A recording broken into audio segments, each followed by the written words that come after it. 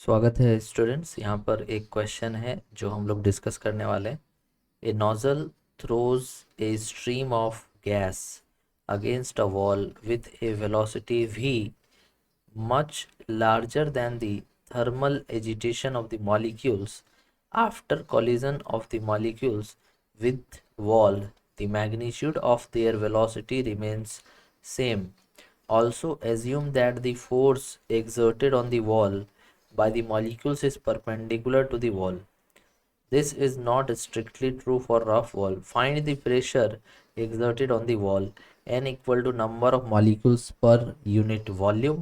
M is equal to mass of gas molecules. ठीक है, देखिए यहाँ पे जो क्वेश्चन गिवन है उसके अकॉर्डिंग अगर आप बात करेंगे तो इसमें आपको दिख रहा होगा दैट कि यहाँ पर एक ऐसा जो नोज़ल है, इस तरह का नोज़ल है। ठीक है, तो ये जो नोज़ल है ये क्या कर रहा है, तो ये क्या कर रहा है कि स्ट्रीम ऑफ गैस को ऐसे जो है ना ऐसे करके यहाँ से कुछ स्ट्रीम ऑफ गैस यहाँ से निकल रहा है। ओके, ठीक है। एंड ये जा करके यहाँ पर टकराता है, ये जो दीवार आप देख रहे हैं वॉल है, यहाँ पर जा करके ये मीन्स स्ट्राइक करता है, टकराता है। ठीक है, ओके, कितना वेलोसिटी से, v वेलोसिटी से। ठीक है, और यहाँ पर जो भी आपस में जो कॉलिजन होगा मॉलिक्यूल्स का उसको नेग्लेक्ट कर देना है। ठीक है, तो जब यहाँ पर मॉलिक्यूल्स जो है जा कर के गैस मॉलिक्यूल्स जा कर के इस वाले दीवार पे जब टकराएंगे, इस वॉल पे जब टकराएंगे तो इससे क्या होगा दैट के टकराने के बाद, ठीक है, इनकी जो वेलोसिटी है वो सेम रहेगी। मतलब कि जितने वेलोसिटी से आके स्ट्राइक करेंगे, मान लीजिए v वेलोसिटी से, तो टकराने के बाद जब ये लौटेंगे तो इनकी जो वेलोसिटी रहेगी ये इनको सेम रखना है। क्वेश्चन में ऐसा लिखा हुआ है। ठीक है, और ये एज्यूम करना है, also assume that the force exerted on the wall by the molecules is perpendicular to the wall. मतलब जो मॉलिक्यूल्स आके ऐसे टकरा रहे हैं तो इनके द्वारा कुछ फोर्स लगेगा इस दीवार पे, इस वाले वॉल पे कुछ फोर्स तो लगेगा ना। तो जो फोर्स लगेगा वो परपेंडिकुलर है, इस तरह से फोर्स है। ठीक है, तो आपसे पूछा गया है कि प्रेशर बताइए। तो सिंपल सी बात है, जब भी आप प्रेशर लिखते हो तो प्रेशर होता है फोर्स अपॉन एरिया। प्रेशर क्या होता है, फोर्स अपॉन एरिया। तो ये फोर्स जो होता है कौन सा फोर्स होता है, ये फोर्स परपेंडिकुलर होता है, ठीक है, बाय एरिया होता है। ठीक है, तो हम लोग यहाँ पे फोर्स निकाल लेंगे। ठीक है, और एरिया एरिया जो है वो भी हम लोग देख लेंगे कितना है, तो हमारा प्रेशर यहाँ पे बहुत इजीली आ जाएगा। ओके, तो आपने न्यूटन्स के सेकेंड लॉ में पढ़ा होगा। न्यूटन्स के सेकेंड लॉ में अगर आपको याद है तो सेकेंड लॉ तो न्यूटन्स के सेकेंड लॉ में बताया जाता है दैट कि जो भी फोर्स होता है हमारा वो होता है delta P by delta T. ठीक है, मतलब change in momentum by change in time. और आपको अगर याद हो तो चेंज इन मोमेंटम को हम लोग लिख सकते हैं mass into velocity by time. तो मोमेंटम क्या हो गया, मास इनटू वेलोसिटी। ओके, तो देखिए मास को कांस्टेंट रखा है इसीलिए चेंज इन वेलोसिटी केवल रह गया है ना। डेल्टा पी को क्या लिख दिया, चेंज इन मोमेंटम को mass into change in velocity.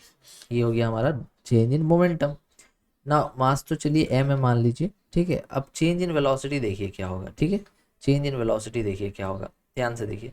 जैसे कि मान लीजिए कि पार्टिकल्स जब आए थे तो ऐसे आए थे, कितने वेलोसिटी से, v से।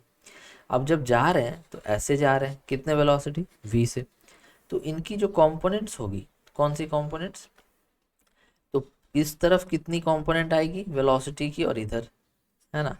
तो देखिए ये एंगल आपका थीटा है, तो इधर हो जाएगा v cos थीटा और इस तरफ v sin थीटा। सेम उसी तरह से आप इसके लिए अगर कंपोनेंट्स ब्रेक करोगे तो आपका यहाँ पर ये वाला एंगल थीटा हो जाएगा। ठीक है, यहाँ पर देखिए क्यों, क्योंकि ऑल्टरनेट एंगल से अगर ये एंगल थीटा है तो इधर वाला एंगल भी थीटा हो जाएगा। तो ये हो जाएगा v cos थीटा और इस तरफ हो जाएगा v sin थीटा। ठीक है, तो हमारे पास दो एक्सिस है, एक तो x एक्सिस है, और एक क्या है, y एक्सिस है। ठीक है, तो अगर आप यहाँ पे change in momentum along x axis आप लिखेंगे तो देखिए ये जीरो हो जाएगा। क्यों, क्योंकि एक इनिशियल वाला कौन है, ये, और फाइनल वाला कौन है, ये। तो p final minus p initial आप करेंगे तो दोनों तरफ वेलोसिटी सेम है, तो इस वजह से x में कोई भी चेंज इन मोमेंटम नहीं मिलेगा। लेकिन अगर आप y में लिखेंगे तो y में आपका हो जाएगा p final minus P initial, तो ये हो जाएगा initial velocity M V cos theta, final velocity V cos theta. ठीक है, तो final velocity M into V cos theta minus initial velocity mass into minus V cos theta. क्यों? क्योंकि downward direction में वेलोसिटी है, तो ये हो जाएगा 2mv कॉस थीटा। तो सिंपली आप जो चेंज इन मोमेंटम लिख रहे थे ना, उसको आप 2mv कॉस थीटा यहाँ पे लिख सकते हो। ओके, तो यहाँ जो आपका चेंज इन मोमेंटम है, इसके जगह पर 2mv कॉस थीटा आप लिख दीजिए, डिवाइड बाई टाइम मान लीजिए कि t है, तो ये आपका आ गया फोर्स। अब देखिए ये जो फोर्स आया है, ये फोर्स यहाँ पर आया है, तो इसमें मास की वैल्यू कितनी होगी? तो मास की वैल्यू अगर निकालनी है तो क्वेश्चन में पढ़िए कि n क्या है। n है आपका number of molecules divided by volume, है ना। तो यहाँ पे आप इसको ऐसे लिख सकते हैं कि number of molecules equal to mass into volume. तो वॉल्यूम जैसे होता है, वॉल्यूम क्या लिख सकते हैं आप? ठीक है, देखिए वॉल्यूम आप लिख सकते हैं एरिया इनटू डिस्टेंस। जैसे मान लीजिए जो भी स्ट्रीम हमारा यहाँ पे आ रहा है, उसका शेप कैसा है? उसका शेप है सिलेंड्रिकल, ऐसे, है ना। तो मान लीजिए टी टाइम में कितना डिस्टेंस ट्रेवल किया, x, और एरिया इसका क्रॉस सेक्शन का a है। ठीक है, तो उस हिसाब से आपका वॉल्यूम क्या हो जाएगा, a इंटू एक्स, सिलेंडर के हिसाब से। समझ पा रहे? तो नंबर ऑफ मॉलिक्यूल्स हो जाएगा, नंबर ऑफ मॉलिक्यूल्स कितना हो जाएगा, n इंटू ए इंटू एक्स। n क्या हो गया, number of molecules per unit volume, है ना, इनटू वॉल्यूम कर दिया, तो टोटल नंबर ऑफ मॉलिक्यूल्स यहाँ निकल गया। अब देखिए अगर मान लीजिए कि एक मॉलिक्यूल का मास यहाँ पे m है, क्वेश्चन में गिवन है m equal to mass of each gas molecule, है ना।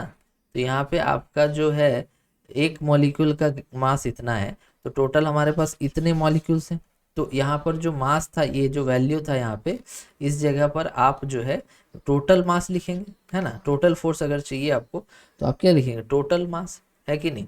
तो आप यहाँ पे लिखेंगे force equals to 2 into total mass, m एक का mass into number of molecules n into a into X और v कॉस थीटा और डिवाइडेड बाई टाइम।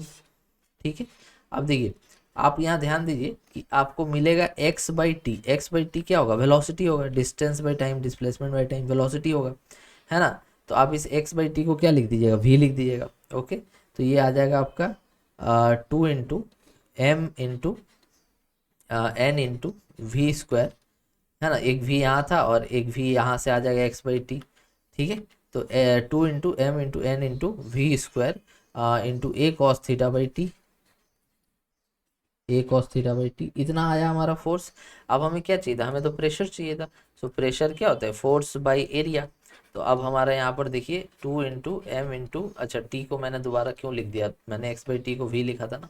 तो चलिए, हाँ, तो यहाँ पे हो जाएगा फोर्स कितना, 2 into M into N into V square into A cos theta और डिवाइडेड बाई एरिया। अब देखिए एरिया एरिया यहाँ से कट जाएगा, क्योंकि दोनों क्रॉस सेक्शनल एरिया तो सेम रहेगा ना, जो यहाँ पे आके टकराएगा जब मॉलिक्यूल, तो क्रॉस सेक्शनल एरिया तो आपका वही रहेगा ना। तो इसलिए यहाँ पे लिख दिया ऐसे। तो यहाँ से आ गया 2 into M into N into V square into cos theta. ठीक है, कॉस थीटा। ओके, तो ये जो है हमारा यहाँ पे वैल्यू आ गया। अब देखिए यहाँ पर x बाई टी जो था, x बाई टी जो था हमारा, तो ये x बाई टी क्या था आपका, यहाँ पर वेलोसिटी जो था, यहाँ पे हमने जो वेलोसिटी लिखा है x बाई टी, जो क्या है, वेलोसिटी है ना। तो x बाई टी जो वेलोसिटी है, वो कौन सा वेलोसिटी लेना है, जिस वेलोसिटी से टकरा रहा है। तो इसीलिए यहाँ पे आपको v नहीं लिखना था, v कॉस थीटा लिखना था। ये जो मैंने v लिखा था ना, x बाई टी को क्या लिखा था, v लिखा था। तो ये x बाई टी क्या होगा, v कॉस थीटा होगा। स्पीड, जिस स्पीड से टकरा रहा है, जो इफेक्टिव परपेंडिकुलर स्पीड कौन है, तो इस डायरेक्शन में परपेंडिकुलर स्पीड कौन है, v कॉस थीटा है। ठीक है, तो इस डायरेक्शन में perpendicular speed v cos theta, इसीलिए यहाँ पर हमारा x इक्वल टू आप लिख सकते हो v cos theta into T.